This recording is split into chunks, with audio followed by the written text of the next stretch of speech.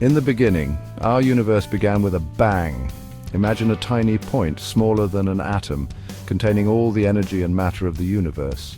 This point expanded rapidly, creating space and time as we know it.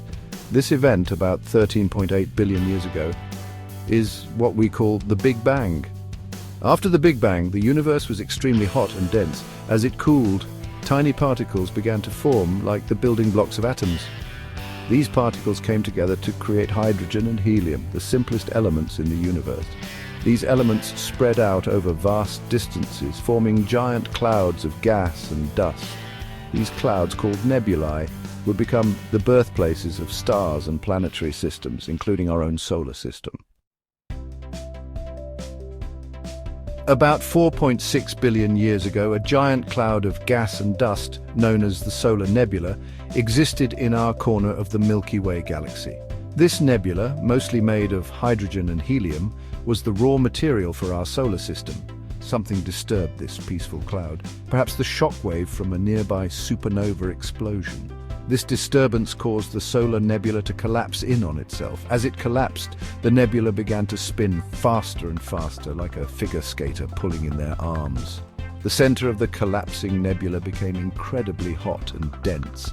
This intense heat and pressure triggered nuclear fusion, igniting the core of the newly formed sun.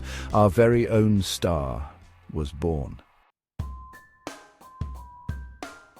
While the sun was forming at the center, the rest of the solar nebula was spinning around it. This spinning disk of gas and dust is called a protoplanetary disk.